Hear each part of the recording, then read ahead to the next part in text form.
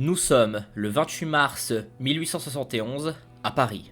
Après la défaite de la France pendant la guerre franco-prussienne, la Troisième République a été proclamée à l'Hôtel de Ville de Paris le 4 septembre 1870. Selon l'imaginaire commun, la République c'est le régime du peuple, de la liberté et de l'égalité. Mais alors comment se fait-il qu'en 1871, le peuple est en train de se révolter contre cette République? Le modèle républicain présenté à l'école comme parfait, comment se fait-il qu'il a été remis en cause à de si nombreuses reprises? Les principes de 1789 sont-ils si parfaits? Avons-nous le droit de les critiquer? Car peut-être ont-elles en réalité causé le pire?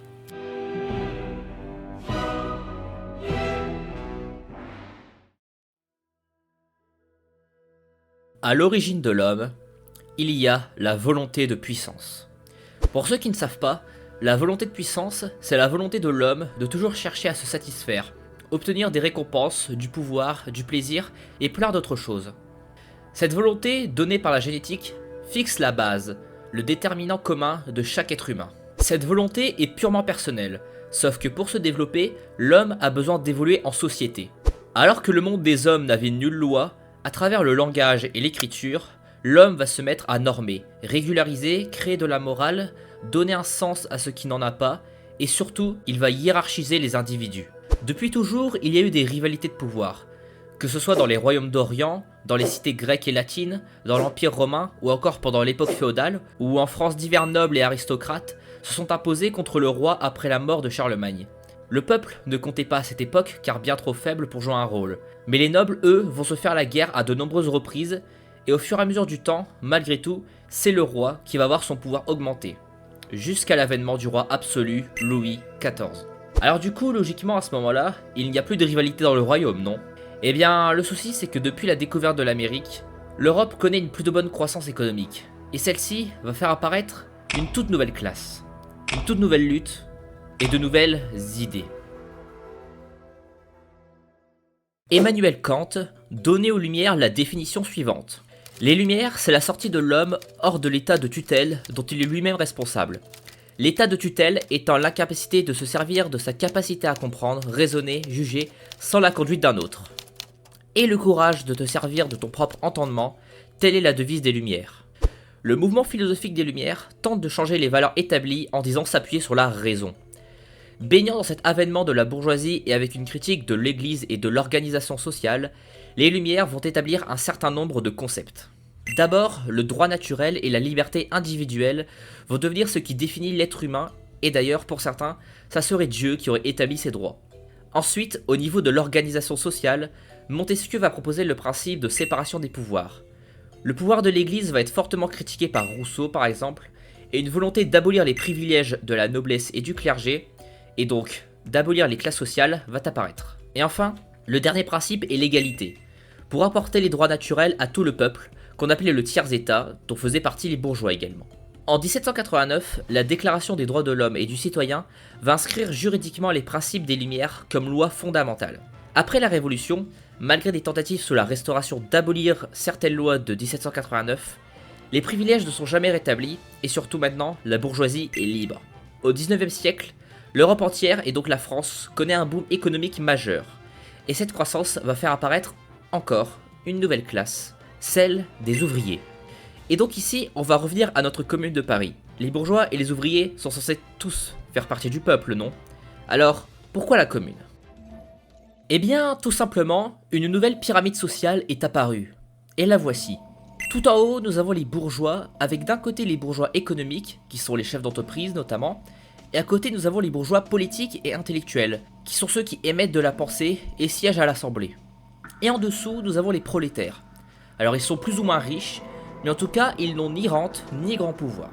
En réalité, ce qu'il faut comprendre, c'est que le but réel des idées des Lumières n'est pas d'amener le bien à l'humanité grâce à la raison et à la compréhension des droits naturels, non. Comme le disait Rousseau lui-même, par la nature du droit de propriété, il ne s'étend point au-delà de la vie du propriétaire. Ce sont les bourgeois seulement qui sont libres, enfin, personne n'est totalement libre, mais les bourgeois le sont bien plus que les prolétaires, qui eux ne choisissent pas grand-chose. Qu'ils aient le droit de posséder une belle maison ou pas, ça ne change rien, car ils n'ont pas les moyens d'en avoir une. Et d'ailleurs, en politique, les prolétaires n'ont pas de droit de vote, ce qui montre bien par qui ils détenaient le pouvoir. Car même si sous la première restauration, les royalistes résistent et gouvernent plus ou moins, À partir de 1830, la monarchie de Juillet instaure pour de bon le pouvoir aux bourgeois grâce au suffrage censitaire, qui ne disparaîtra définitivement qu'au moment de la Troisième République. La Révolution française, ce n'est pas la révolution du peuple, par le peuple, pour le peuple. C'est la révolution des bourgeois politiques, par l'intermédiaire du peuple, pour l'intérêt des bourgeois économiques. Quand on fait preuve d'un tout petit peu d'analyse, on se rend bien compte de l'arnaque. Et donc, le souci avec ces valeurs, qui ont pour but de donner le pouvoir aux bourgeois, eh bien, c'est qu'un cycle va se créer, et ce dernier va d'ailleurs nous permettre de mieux comprendre la commune. D'abord, les bourgeois s'accaparent le pouvoir comme en 1830. Par la suite, les prolétaires se gorgent de ressentiment, nous verrons pourquoi après. Ensuite, ils se révoltent, comme en 1848, en 1871 pendant la Commune, à travers des grèves, comme en 1936, ou encore en 1968, et même en 2018. Et quand les révoltes fonctionnent, toujours ça amène à des désastres. Mais pour le coup, nos pays voisins ont plus subi cela que nous. Si les prolétaires se gorgent de ressentiment, c'est parce que la croissance économique favorise les idéologies ressentimentalistes et moralistes. Je vous invite à voir une précédente vidéo pour comprendre ces deux termes, mais en gros les prolétaires se mettent à détester les bourgeois, les considérant comme le mal. Et donc, ils se mettent à vouloir leur déchéance, et ce pour plusieurs raisons individuelles. Au 19e siècle, les conditions de travail sont médiocres et le temps de travail est très élevé, avec 12 à 15 heures de travail et ce 6 jours sur 7, alors que contrairement aux idées reçues, c'est bien moins élevé au Moyen-Âge, et d'ailleurs fun fact, aujourd'hui nous avons moins de congés qu'à l'époque médiévale, même si notre temps de travail est un peu inférieur maintenant. Ensuite, le mode de vie est devenu plus terne, que ce soit l'habitat duquel les arbres ont disparu, ou encore la mauvaise qualité de l'air, même si on peut objectivement constater de nouvelles habitudes chez les pauvres, comme manger plus de viande, eh bien les conditions restent très mauvaises. On a donc philosophiquement un sentiment de non-puissance. La volonté de puissance des prolétaires, et surtout des ouvriers, n'est pas satisfaite. Dès lors, on cherche un coupable à notre sort, et il est tout trouvé. Le coupable, c'est notre patron. Et à ce moment-là, certains bourgeois politiques décident de se désolidariser de leur classe.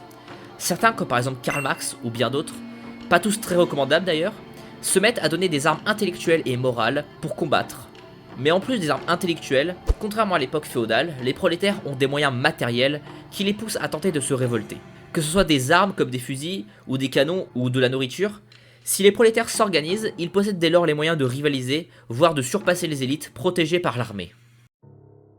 Pour ce qui est des principales idéologies ressentimentalistes, les voici. Socialisme et communisme, où là l'objectif clair est de s'attaquer à tous les bourgeois pour instaurer la dictature du prolétariat entre autres. L'antisémitisme, où ici on vise plus particulièrement les juifs, vus comme bourgeois. Le nationalisme et le chauvinisme, où ici le ressentimentalisme est détourné vers l'étranger, avec d'un point de vue intérieur une volonté de donner le pouvoir à seulement ceux qui aiment la patrie, contrairement aux bourgeois justement. Le fascisme, où la doctrine tout pour l'État, tout par l'État, rien en dehors de l'État, est avancée au nom d'un idéal collectif suprême. Et en fait, basiquement, toutes les idéologies dites populistes, bien que ce terme peut parfois être utilisé à tort et à travers. Et ce qui est paradoxal dans tout ça, c'est que toutes ces idéologies ont tous un point commun. Le problème à chaque fois, c'est une oppression, c'est-à-dire un manque de liberté. La même chose défendue par les Lumières pour favoriser la classe bourgeoise est ici utilisée par les opposants des bourgeois. Et donc sinon, c'est quoi les conséquences de ces idéologies? Eh bien on a d'abord 20 millions de morts civiles et militaires pendant la Première Guerre mondiale, 50 à 60 millions pendant la Seconde, 40 à 80 millions de Chinois morts à cause de Mao Zedong, des millions de Soviétiques tués sous Joseph Staline. Enfin bref, les exemples ne manquent pas. Et à la fin, qui est sorti vainqueur après les guerres mondiales par exemple? Vous auriez tort de répondre que c'est l'Entente et les Alliés qui ont gagné, car l'un des seuls vrais gagnants, ce sont les États-Unis. Les idéologies n'ont causé que le suicide de l'Europe. Et donc, qui est le coupable dans cette histoire? Est-ce que ce sont les bourgeois économiques qui ont gorgé le peuple de ressentiment? Est-ce que ce sont les gouvernements venus après et qui ont massacré ou envoyé au massacre des millions de personnes? On pourrait vouloir faire des procès, mais je ne suis pas ici pour dénoncer des phénomènes. Enfin, un peu, mais je suis surtout ici pour les analyser. Et donc considérons qu'il n'y a pas de coupable entre les deux, car on touchera de la morale.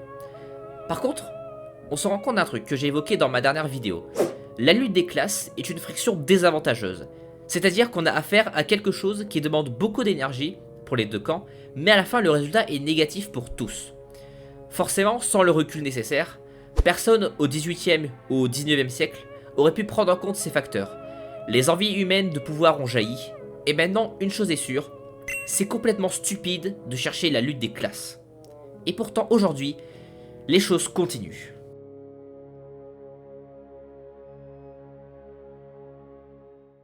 En effet, aujourd'hui, plusieurs idéologies ressentimentalistes sont encore présentes, reprenant le même schéma.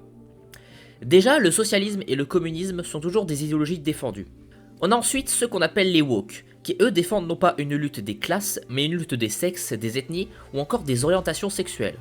Et enfin, on a toutes les personnes de la droite identitaire, réactionnaire, conservatrice et nationaliste. Malgré la présence de ce genre d'idéologie, dans notre cycle des luttes, nous ne sommes qu'à l'étape où le peuple se gorge de ressentiment. Et d'ailleurs, le cycle a selon moi recommencé à partir de mai 68 en France. En effet, aujourd'hui nous avons une certaine dominance de la classe bourgeoise économique qui s'est alliée avec notamment Macron en France, et aujourd'hui, nos chers bourgeois se regroupent en un lieu qu'on appelle le Forum économique de Davos, ou World Economic Forum, et dans lequel ils organisent leur hégémonie.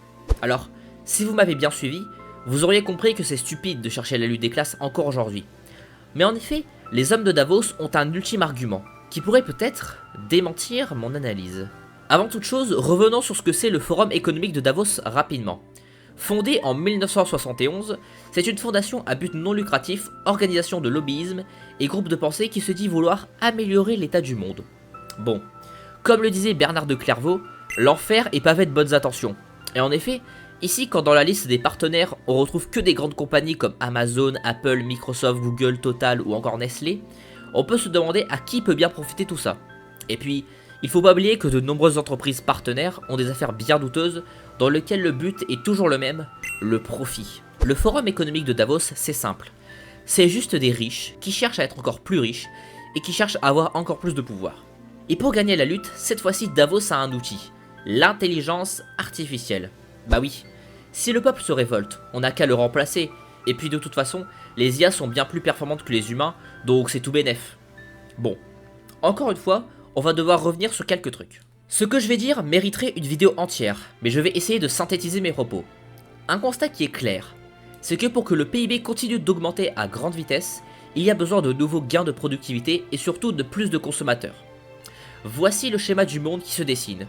L'État donne des aides à la population, et la population consomme des biens produits par des robots. Plusieurs d'entre vous ne veulent sûrement pas de ce monde, mais zéro oppression pourrait être nécessaire pour instaurer ce monde. Car la société de consommation, la société du plaisir, n'a besoin que de votre supposée liberté pour s'enrichir. Je rappelle d'ailleurs que le plaisir n'est pas égal au bonheur, mais pour ça, je vous renvoie encore une fois à une précédente vidéo. Et le souci rationnel dans tout ça, il est tout simple. Plus il y a de purs consommateurs, moins il y a d'humains travailleurs. Et donc, plus de robots. Mais à un moment, va se dessiner un choix.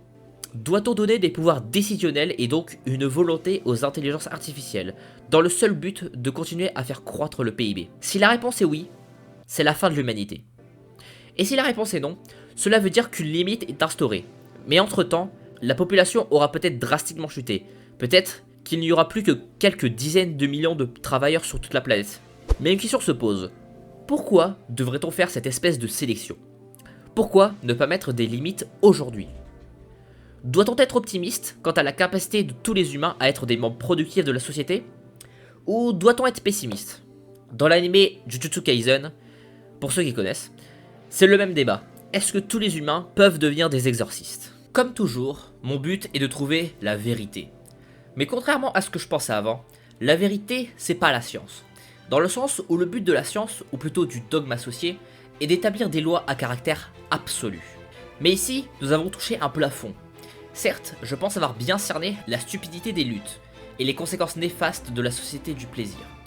Mais une fois ces constats faits, ce qui reste, c'est notre volonté, nos sentiments et nos émotions. Ce sont ces choses qui nous motivent au plus profond de nous, qui décideront de notre avenir. Ce sont ces choses qui permettront peut-être de prendre le chemin optimiste, car comme le disait Napoléon Bonaparte, l'imagination gouverne le monde. Dans tous les cas, ma conclusion par rapport à tout ce que j'ai raconté est la suivante. Il faut mettre fin à l'idéologie des Lumières, qui non seulement est fausse scientifiquement, mais qui date d'un temps révolu, car aujourd'hui nous ne souffrons pas d'un manque, mais d'un excès de droits, car la société de la liberté pure et totale n'a que pour but d'amener à la société du plaisir pur et total, ce qui n'est pas souhaitable. Même si bien sûr, la liberté reste un facteur très important à prendre en compte, car énormément de choses sont propres à chacun.